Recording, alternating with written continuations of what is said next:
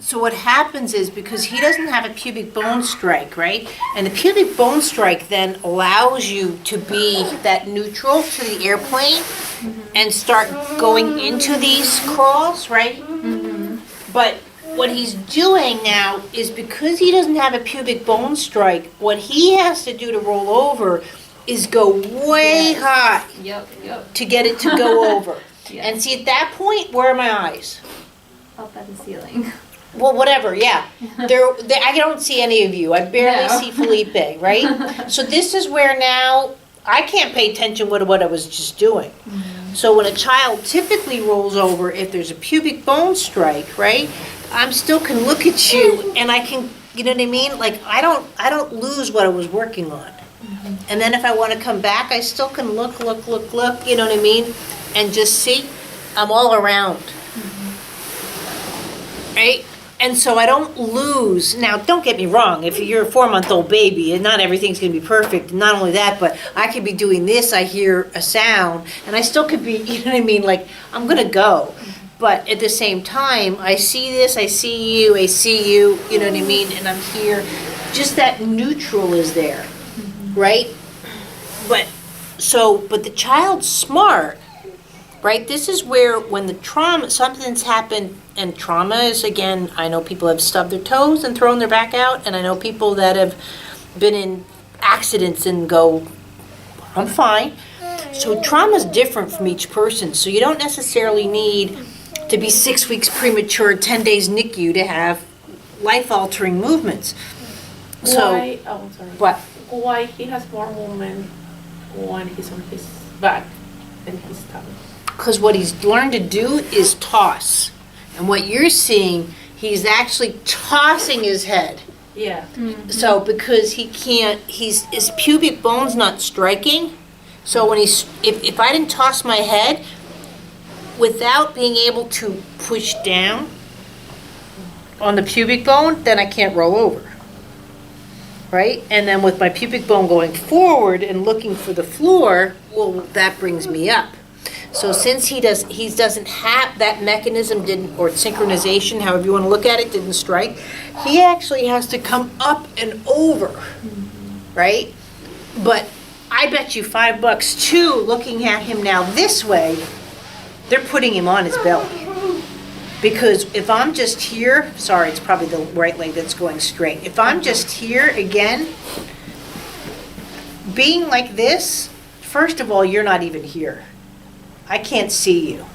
See, for me to roll over, I start looking, right? And I'm trying to reach. That's why the first time you see a baby roll over, they're like, what the heck just happened? You know, they have that stunned look.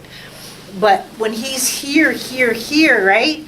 He might do this, and that's where you'll start to see this kind of roll over, but now I'm stuck because my knees are in the way. So that's one way of doing it. So that's So- where Caden is right now. Because he'll roll to his side like that, but Right. but doesn't go to his belly. Right. So That makes if, sense because his legs are... right, and so then you'll start seeing this, right? Because they're smart, and they're like, I know I need to go there, so they'll just start throwing stuff.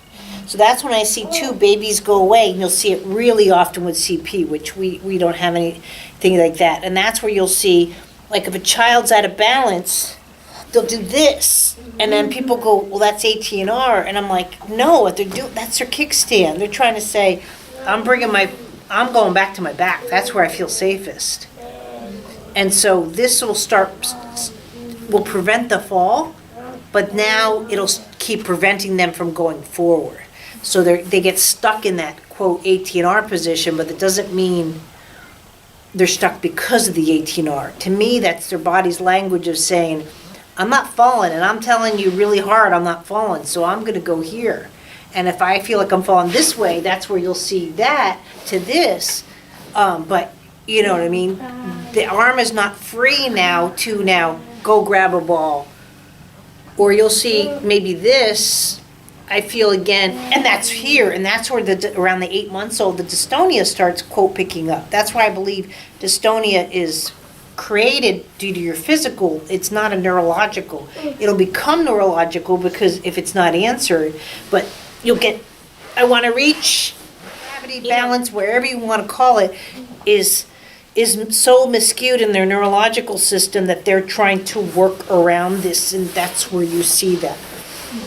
So again, so what really needs to happen, first of all, with child is, what he's also learning to do now is his back muscles are going this way on the table versus like a little boat. So needs to have the pelvic work done and all of that and the twisting so he can start doing more of this. And this is where the feet work comes in so important too. Where here, it's not that they're grabbing their feet, and that's where sometimes you'll see this or very asymmetrical, but what you want to see is where they push up and push up. And that again is that not only pre-crawl, but they're learning that their foot is pushing against their upper body. So you'll actually see almost sort of like a, and they'll start playing, but that's where they start getting their power.